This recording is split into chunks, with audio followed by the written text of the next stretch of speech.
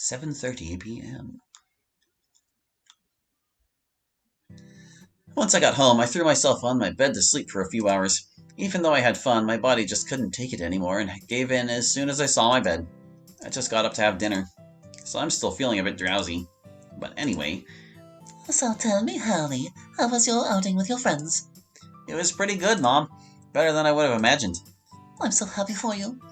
It makes me glad that you finally reconnected with Gozaway. And also with Taishin, haha. You're still upset with him, right? I must admit he still doesn't fully earn my trust, but if you feel comfortable with him, I can't just say no when you want to spend time with him. Thanks for being so understanding, Mom. Something I got from your grandma, honey. It shows. Mom continues enjoying dinner while I just play around with mine. It's really hard to do something as simple as eating when you're thinking about someone. Who am I kidding?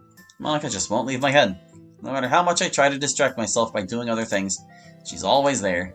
Not that it's a bad thing, of course, but it gets a bit overwhelming sometimes.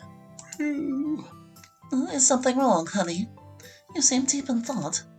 No, it's nothing, Mom. I just have a few things on my mind, that's all. Is it something bad? Quite the opposite. I let out a sigh. It's just, well, Mom seems to get even more curious. What's it about, Hallie? Alright, I'll tell you. Mom just smiles as she listens attentively. It's a girl. Mom gets startled hearing those words. I've been thinking about her for a while now. It's hard to hold back these feelings, but it seems she has completely captured my attention. I always wanted to know how she's doing, what she's up to, and other things. I know I told you that after what happened with Kozue, I'd never fall in love again, and surprised she managed to make me feel those things again. I say all this with a smile that doesn't leave my face for a second. To cut to the chase, I'm in love, Mom. I can't keep hiding it. I can't help my face turning red as I confess my feelings to Mom. I lower my head in embarrassment. I know it's ridiculous for me to fall in love with someone, especially given who I am, but that's how I feel. Confessing this to Mom is quite sensitive for me, but still, I wouldn't be surprised if she made one of her usual jokes, at least to lighten the mood. I just hear her get up to sit next to me. I lift my head and see her just smiling at me. Hallie, it's not ridiculous at all for you to fall in love. After all, you were with Kozaway, weren't you? Yeah, but this is different. I know, and that's exactly what makes it so special, Hallie. You have no idea how happy it makes me to know you're feeling love again towards someone else. Mom's words feel very sincere. She places a hand on my shoulder. It's Monica, isn't it? How did you know? Mother's instinct. And also because it was kinda obvious. Wasn't really that obvious. Well, yeah, it's her. I'm not surprised. After all, it's clear you're quite a match. You think so? Mom, she's a pretty refined girl and superior to me in every way. Even if I had a chance to confess how I feel, she already said she only sees me as younger brother after all. Or as a younger brother. Oh, I skipped a line too. I'm falling apart, Mom seems unsure of what to say right now. But finally, she smiles at me. It's normal to feel insecure about wanting to invest, sweetheart. Believe me, your father was the same when I met him. It's the first time in a long while that Mom mentions Dad. Really? Yup. At first, he was pretty reserved and seemed always on edge. But once I approached him, things changed entirely for him. I won't deny that at first it was a bit complicated dealing with him, but believe me, if you love someone enough, you're capable of anything to make them happy. And trust me, just talking to him was the best decision I made in my life. Because thanks to that simple action, not only did I live several happy years by his side, but I also got to have you, my son. Mom's face seems to fall slightly. It's obvious that talking about Dad affects her, but she doesn't let it bring her down completely. Mom seems to pull herself together almost immediately. I'm sure Monica would be so happy to have you by her side, Hallie. It'd be disheartening if you didn't take the risk just out of fear, and missed an amazing opportunity with Monica. As I said, sweetheart, no risk, no reward. So don't be afraid to tell her how you feel, Hallie. You know you have my support no matter what happens. Thank you, Mom. Anything for you, sweetheart? Mom gives me a big, warm hug. I just return her hug. My little one's becoming a grown-up, huh? It's not that big a deal, Mom. Mom gently strokes my hair. She seems to be holding back tears, and I can't help but feel worried. What's wrong, Mom? Mom shakes her head. Nothing, honey. It's just seeing how fast you're growing makes me a little sentimental. It's hard not to see you and remember all those times I used to carry you in my arms. Mom. Mom presses my cheek. Remember, I'll always be proud of you, son. I love you. Mom just smiles, trying hard not to let any tears fall. I love you too, Mom. Mom hugs me again, stroking my hair. How did we go from talking about my crush to this? I have no idea. But the only thing I know is I love my mother, and I'll never leave her. Never. I mean, she should probably have some independence. Monday, September 1st, 20XX, 11:55 a.m. Vacation went by in a flash, and it's time to go back to class. The rest of my break was spent staying home, playing video games, or watching anime. I planned on going out one day to return the Portrait of Markov to Yuri, but it turns out Yuri had left on a family trip, so I had to keep the book with me for the rest of the break. I admit I reread it several times, mainly when I had nothing else to do, although it still fascinated me despite reading it over and over. But anyway, I want before they announce who got the highest score on the exams. Honestly, that's the least of my concerns right now. It's obvious I'll be among the lowest ranks. What I do care about is how the Literature Club did. With the number of people who were there that day, plus the constant applause, it's easy to say we'll be among the top spots. But you never know. Hey, Allie, how do you think the Literature Club did? Oh, well, I couldn't say. Even though I feel like we did well, I still have this nagging feeling that maybe we could have done better. Don't stress about it, Allie. Even if we come in last in the votes, I'll still be proud of you all. After all, you gave it your best, and that's what counts. Thanks, Monica. Don't worry, I'm sure you'll rank high. Your recital wasn't being talked about by nearly everyone at our school for nothing. Was it really that much? Yes.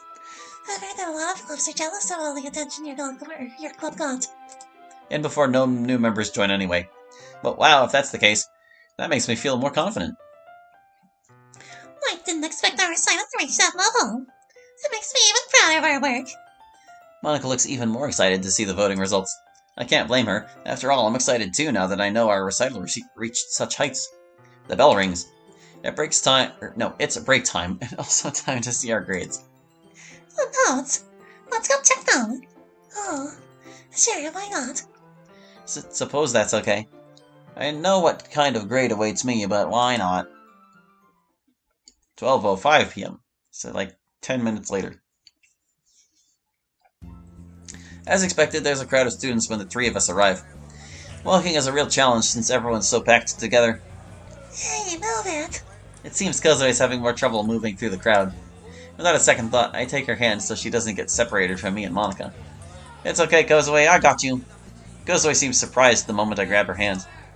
At the same time, I notice a slight blush on her face. Thanks, Allie.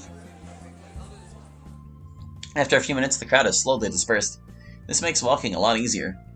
Wow, it was a real challenge getting through there. No kidding. Yeah, I think most people have already left. Well, let's see our grades already. I'm getting kinda hungry.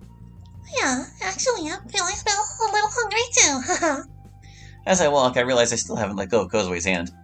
Kozue and Monica seem to notice, which makes the atmosphere a bit tense. I immediately let go of Kozue's hand. Sorry, Kozue, I didn't notice. Don't worry, Allie.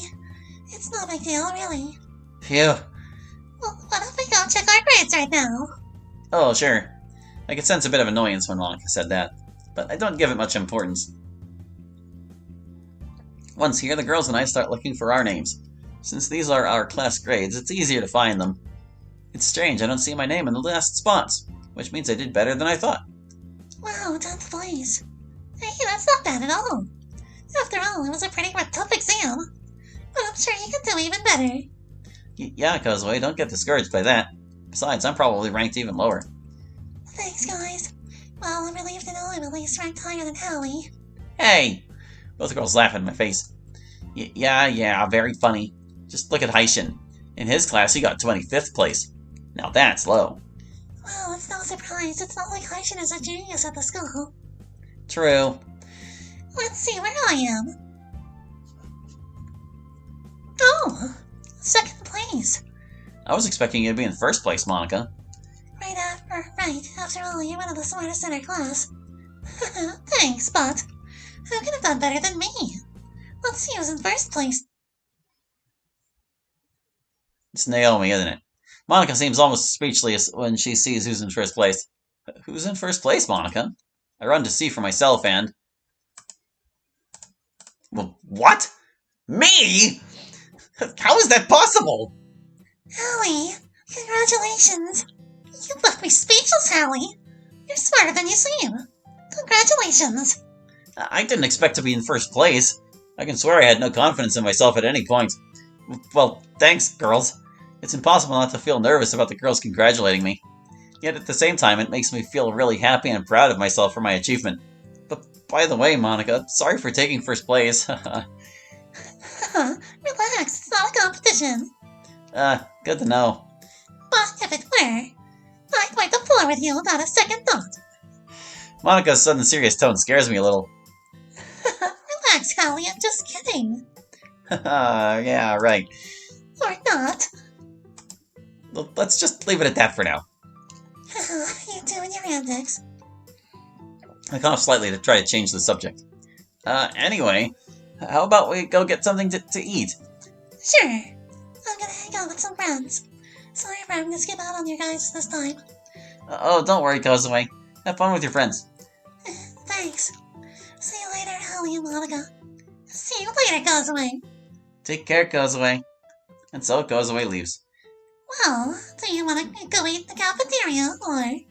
Oh, well, wherever you think is best, Monica. I actually have my bento with me, so...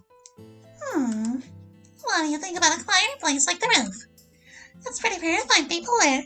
Plus, I usually go there often to get some fresh air. Oh, sure, Monica. Just let's avoid being too close to the edges. You know by now that heights aren't exactly my thing, haha. Of course, Hallie, I'll keep that in mind. Alright, let's go.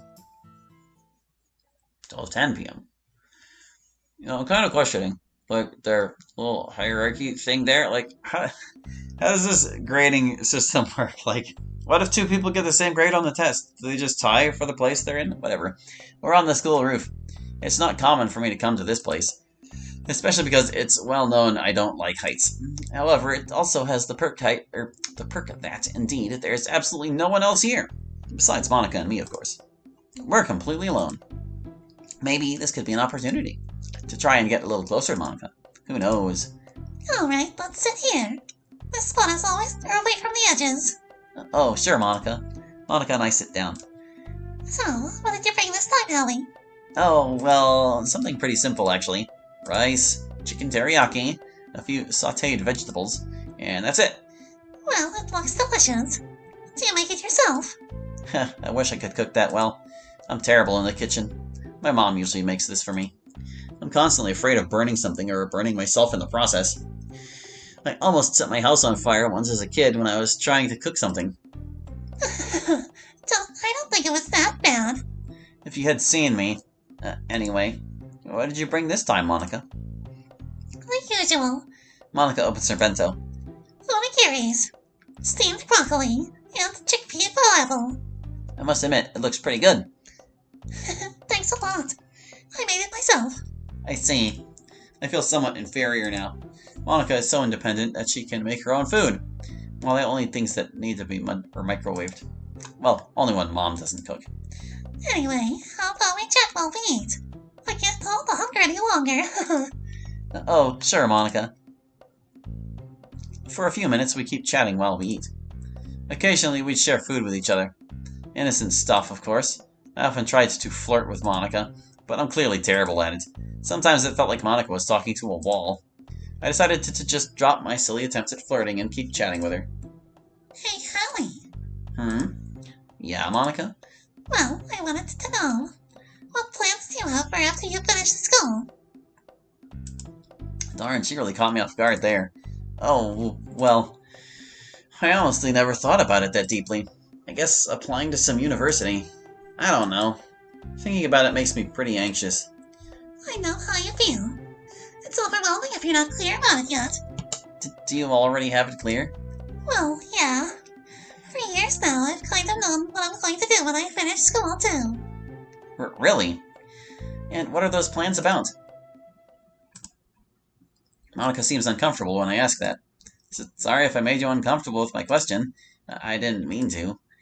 No, don't worry, Hallie, it's not your fault. It's just that.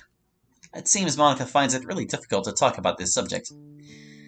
I'm not the one who decided my future plans. Huh? What do you mean, Monica? That's something my mom has been handling for quite some time now.